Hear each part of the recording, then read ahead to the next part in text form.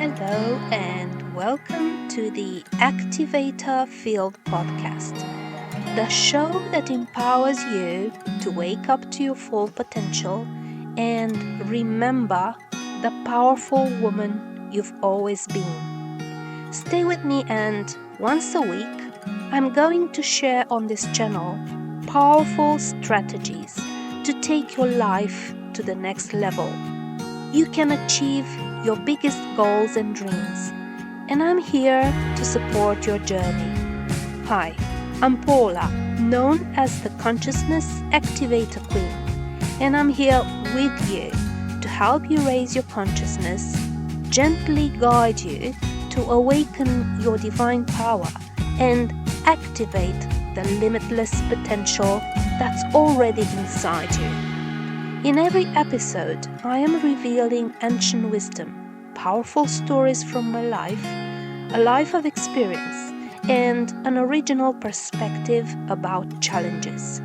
I'm about to share with you practical techniques, show you how adversity can be turned into opportunities, and how you can become the one you've always dreamed to be, and, much more. Stay with me because you found me today for a reason. You are not here accidentally, but because you're ready for an upgrade. So, ready? Then let's go!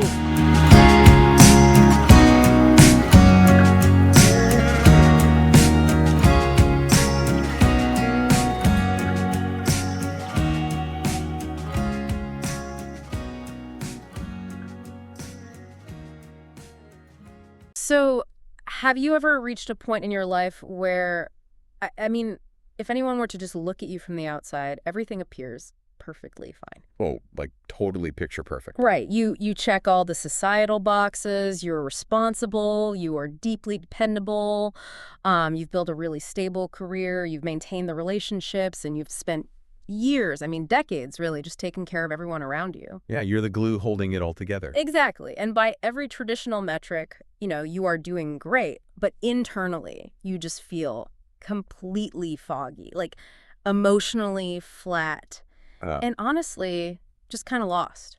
It's a really profound disconnect that so many people carry quietly. Yeah. The outside is just gleaming and polished, Right. but the inside feels like an engine that is completely running on fumes. That is exactly the feeling. You wake up feeling tired even after a full 8 hours of sleep. You just go through the motions of your week. And maybe there are these quiet, solitary moments like maybe sitting in your car in the driveway before going inside, or just staring at the ceiling at 2 a.m. where you just ask yourself, how did I get here? Right, like whose life is this? Exactly. Why does this life, which I worked so hard to build, suddenly feel so overwhelmingly heavy? So today's deep dive is for anyone who has been quietly asking themselves those exact questions. And it is it's a really crucial, sensitive conversation to have.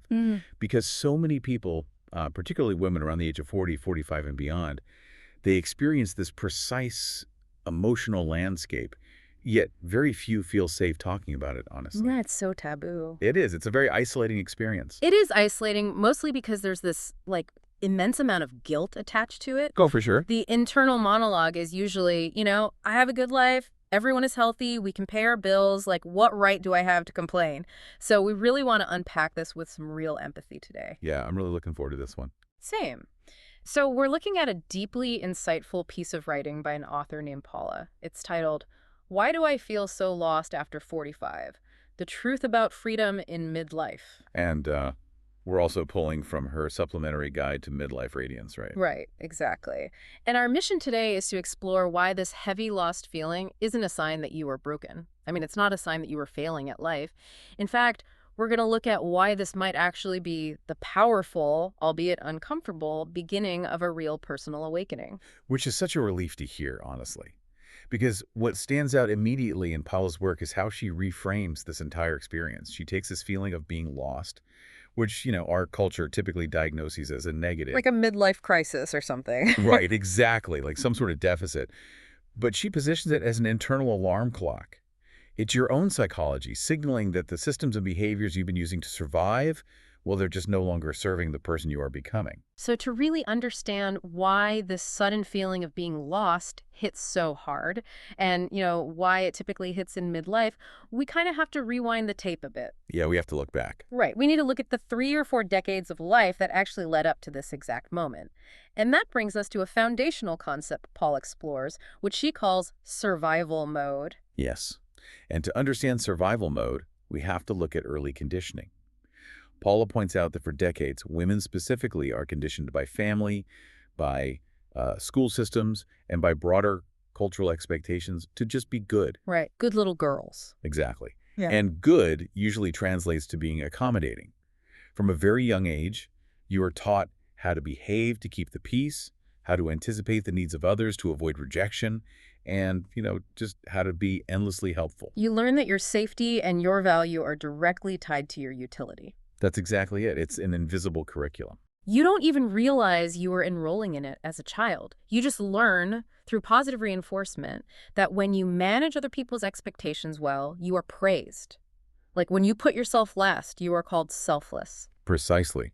And without even consciously realizing it, you just start building an entire identity, like an entire life structure around those external expectations. It's wild when you think about it. It really is. You spend years making decisions based on what is practical, what is accepted by your peer group, what keeps the household from falling apart, or, what keeps your boss happy. Yeah. But the biological and psychological cost of doing that is steep because it requires you to slowly, methodically disconnect from who you actually are underneath all those roles. You stop asking, what do I actually feel? Exactly. And you replace it entirely with what is required of me right now. I was actually thinking about this dynamic, and the best way I can visualize it is it's like wearing a heavy, perfectly tailored suit that someone else made for you 20 years ago. Oh, I like that.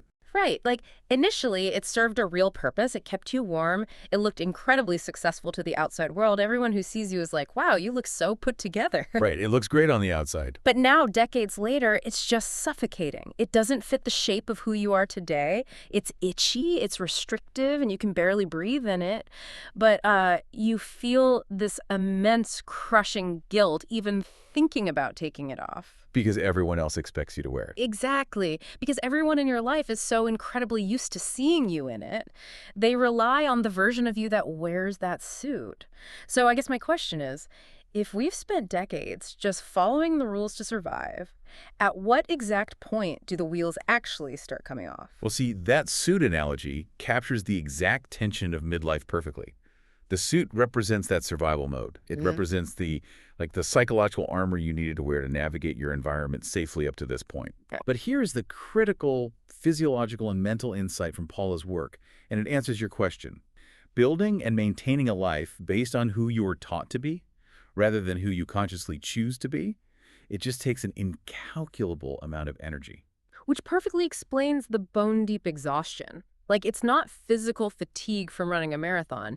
It's the fatigue of maintaining a persona. Exactly. So the wheels don't necessarily fall off in one dramatic crash. You are just exhausted because performing an identity, constantly scanning a room to see what people need, constantly suppressing your own desires to keep the peace. It's exhausting. It is. It requires constant, active, energetic upkeep from your nervous system.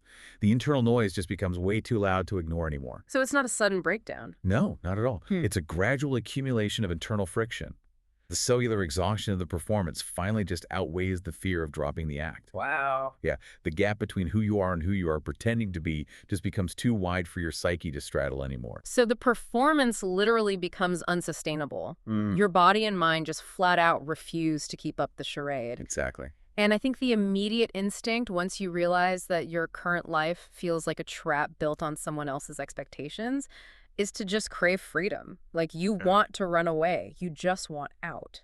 Which brings us to one of the most insidious traps discussed in this source material, the someday trap. Oh, the someday trap. Yeah. When we feel that profound sense of being trapped, we immediately start bargaining with the future, Yeah. We think, if I can just make it to Friday, or if I can just get through this busy season at work, then I can breathe. Yes. And Paula's work highlights a massive, fundamental misunderstanding we have about what freedom actually means at this stage of life. What's the misunderstanding? Well, the myth of someday is perhaps the most pervasive illusion we buy into. People spend years believing that freedom is a physical destination tied to external circumstances. Like reaching a finish line? Right. The internal narrative is always, when the children are finally out of the house, then I'll be free. Or when I reach this specific number in my retirement account. Or when life just magically slows down, then I can finally exhale. Okay, I hear that, but I have to admit, when I was reading this part of the source, I had some real resistance to it. Oh, really? How come? Well, let's be totally real for a second. Isn't it objectively, tangibly easier to feel free when you literally have fewer chores to do? Well, sure. Right. If the kids are at college and you have more disposable income and your time is entirely your own, doesn't changing those external circumstances inherently make you feel lighter? I mean, it is entirely logical to think that, and it's exactly why this stage of life can feel like such a betrayal for so many women. A betrayal? Yeah, because you do all the work, you get to the empty nest, you get the financial stability, and yet the heaviness is still there. Okay, I think I get it. Because the way I was thinking about it is kind of like a computer. Okay, go on. Imagine your computer is running terribly. Like it's super slow, the fan is always loudly whirring, it's constantly crashing. So you go out and buy a massive, beautiful, state-of-the-art 4K monitor. Nice. Yeah, you upgrade the scenery. But you were still running it off the exact same virus-infected, overloaded hard drive. You've changed what you are looking at, but you brought the exact same stressed-out operating system with you into the new environment. Well, that analogy is perfectly aligned with the psychological mechanics at play here. Getting the kids out of the house or finally retiring, that is the shiny new monitor. It's just external. Right. It is a strictly external change. But your nervous system, your deeply ingrained thought patterns, your guilt-driven reflexes, that is the operating system. Ah, I see. If you have spent the last 30 years training your nervous system to be on high alert, to constantly anticipate the needs of your family, to scan every situation for potential failure, well, that neurological programming does not just evaporate because the house is suddenly quiet on a Tuesday morning. In fact, I'd imagine the quiet might actually make it worse. Because when you were busy, you at least had an excuse for the exhaustion. Now you don't. That is exactly how it plays out. Yeah. The external distractions are gone, the urgent demands have faded, and suddenly you are left completely alone with your own internal noise. That sounds terrifying. It is for a lot of people. This is why people get the external freedom they've waited decades for and find themselves completely baffled and honestly depressed as to why they still feel overwhelmed. Paula makes it emphatically clear here, true freedom is an internal state. So it's an inside job. Completely. It requires changing the overloaded mind and regulating the nervous system, not just changing your zip code or clearing your calendar. Someday doesn't exist. Your nervous system only knows right now. Okay, so this is where the rubber meets the road. If changing our external circumstances, buying the new monitor, isn't the magic fix, how do we actually escape this trap? We have to do the internal work. Right. How do we begin to deprogram a nervous system that has been running on stress for 3 decades? Paula points to a very clear, though definitely challenging first step, awareness. Yes. Awareness is the absolute linchpin of this entire transition. And to understand why it's so necessary, Paula cites a staggering psychological statistic in her work. I remember this, yeah. Roughly 70 to 80% of our daily thoughts are negative, repetitive loops. Wait, really? 70 to 80%? That is a wild amount of negativity to just be carrying around on a normal Tuesday. Why is our own brain so mean to us? Well, it helps to understand the evolutionary biology behind it. The human brain is, at its core, a threat detection machine. Okay. Its primary job is to keep you alive, which means it has a built-in negativity bias. In ancient times, scanning for danger meant looking for predators. But in modern society, especially in this survival mode we discussed, the threat is no longer a predator. What is it then? It's the threat of social rejection, the fear of disappointing your family, or the fear of failing at your job.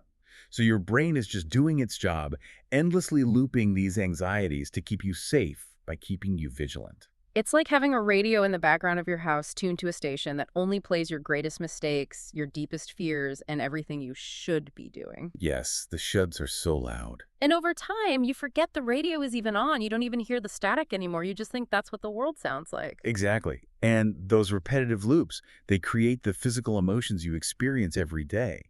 They form the beliefs, which, as Paula notes, are often just inherited opinions from your parents or culture, not objective truths. Wow. And those ultimately drive your reality. You are living inside a reality constructed by a mind that is constantly broadcasting fear and guilt. And when all of that culminates, society slaps the label midlife crisis on it. Yeah. But I deeply appreciate how Paula reframes this. She says this isn't a crisis at all, it is an awakening. The language we use matters immensely here. A crisis implies that something is fundamentally broken, dangerous, and spiraling out of control. It implies you are losing your mind. Right, like buying a sports car and running away. Exactly. But an awakening implies that you are finally seeing reality for what it actually is. Awareness simply means you start listening to that radio station instead of just letting it play in the background. Tuning in on purpose. Yes. It's the moment you step back, observe a guilty thought, and say, wait, is this thought actually true? Or is this just my childhood conditioning talking? Now, I want to pause here because while the concept of awareness sounds great, like let's look at the reality of it. It's like turning on the lights in a dark, incredibly cluttered room. Oh, yeah. That can be shocking. For years, you've been stumbling around in the dark, bumping your shins, feeling frustrated. Waking up or achieving awareness is flipping the light switch. But honestly, turning on the lights and suddenly seeing 20 years of accumulated mess. The inherited beliefs, the resentments. Yeah, the piles of people-pleasing habits. Seeing all of that can induce a massive panic attack. The instinct is to either turn the lights back off or frantically try to clean the entire room in one day. Which is impossible. Right. So how does her work suggest we handle the sheer shock of that awareness? It's a very astute observation, and it's where a lot of people stumble. The instinct to panic when you see the mess is totally natural. But the key takeaway from the source material is that you do not need to burn your life down, and you do not need to clean the whole room right this second. So just leave the mess. For now, yes. The practice of awareness is simply about seeing the mess without immediately trying to fix it. Just acknowledge what you've been tripping over. Okay, that feels more manageable. Exactly. By pausing long enough to ask, what patterns have been running my life? Yeah. Without judging yourself for them, you rob those patterns of their power. You aren't losing yourself. As Paula beautifully articulates, you are finally becoming aware of the self you abandoned while you were busy surviving. The self you abandoned while surviving. That is, wow, that is heavy, but it's also incredibly hopeful. It really is. It means that abandoned self is still in there, just waiting for you to stop fighting your own internal voice. Exactly. And as you learn to simply observe those negative thoughts rather than being instantly ruled by them, the internal static starts to clear, and true clarity slowly begins to return. Okay, so moving from this profound psychological shift to the practical daily reality, seeing the cluttered room is one thing, but how do we actually navigate it? Paula's work provides a specific methodology for this, starting with what she calls a 7-day midlife reset. Yes, recognizing that women in this stage are already dealing with massive mental overwhelm, she designed this reset to help slow down the nervous system, clear the mental noise, and start reconnecting with the internal self. I really want to dig into the mechanics of this because when I hear 7-day reset or, self-care, my mind immediately jumps to taking a bubble bath, pouring a massive glass of wine, and getting a massage. Which sounds great, Yeah, but right. But is this just a temporary vacation from stress? Or is it an active process of breaking that 80% negative thought cycle we were just talking about? it is definitively an active psychological process. Taking a bubble bath is lovely, but it doesn't change your operating system. It just pauses it for an hour. Ah, back to the operating system. Right. The reset Paula outlines is an intentional practice of interrupting your default programming. It's about confronting that someday trap head-on by forcing yourself to practice being present now. So it's not about escaping. No, not at all. It's a structured way to observe your thoughts and question the identity you've been performing, rather than just seeking a temporary escape from it. And from there, the source material moves into a concept she refers to as the activator field, which really caught my attention. It sounds like the next evolution after you've managed to quiet the noise. It is. If the reset is about turning on the lights and seeing the room, the activator field is the mental framework for how you start living in it. I love that. To put it simply, the activator field is a psychological shift from being a passive reactor, someone who just responds to the demands and crises of everyone around them. Being in survival mode. Right, to an active generator of your own life. And Paul explains that moving into this field requires making 3 decisions. Let's break those down because this is where the theoretical becomes highly actionable. What are we actually deciding to do here to turn that overwhelm into clarity? Well, based on the methodology of shifting from reaction to generation, These three decisions represent a total rewiring of your boundaries. The first decision is the choice to stop the internal fight. What does that mean practically? It's deciding to accept your current reality without judgment, rather than constantly agonizing over what you should have done or who you ought to be. It's radical acceptance. Okay, so dropping the resistance. What is the second decision? The second decision is choosing observation over identification.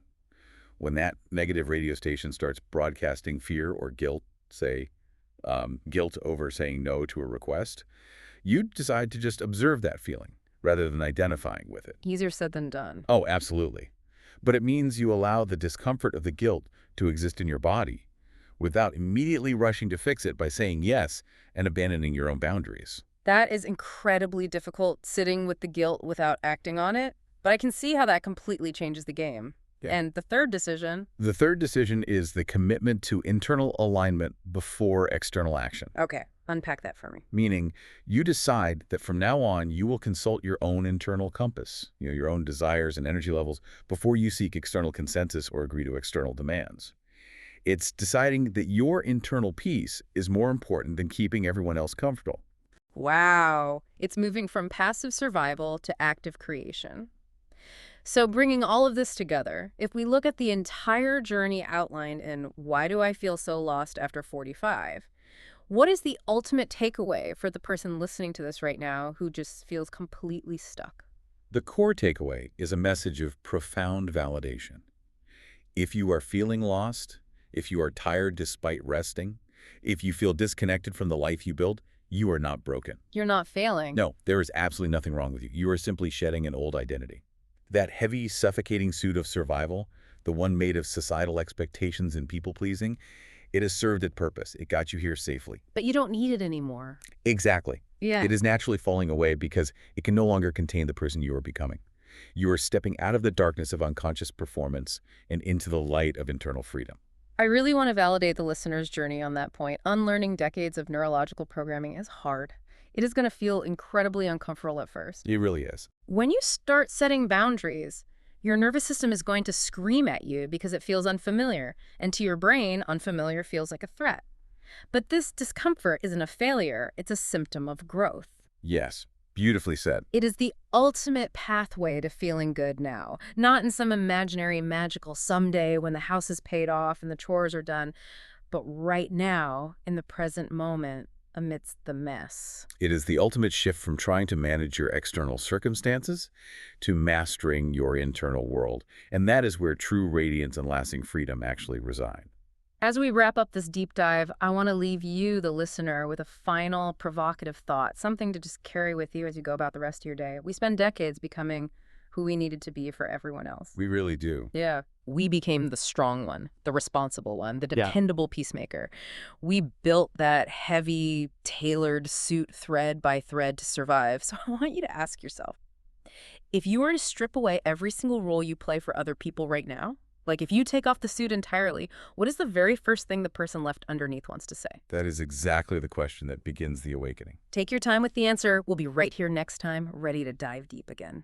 Listen, if something shifted inside you during this episode, even just a little flutter of recognition, that's your soul saying yes. Don't ignore it. Subscribe right now. Share this with that woman in your life who's barely holding it together, but pretending everything is fine. You know exactly who I'm talking about, because you know it. The truth is this: when you give, it comes back to you 100 times over. And if you're sitting there thinking, I need more of this, like now, I've got you. Check the links below for my free resources. They are yours. Take them. And if you're ready to go all in on yourself, my 7-day mindset and body reset is waiting for you. Let's upgrade your nervous system, rewire those old patterns, and activate the higher version of you that's been waiting way too long. You don't have to figure this out alone anymore. Everything you need, it's already inside you. You just need to remember. So please subscribe, for you, not for me. Stay with me, and together we can awaken the world. I'm Paula, and I'll see you in the next episode.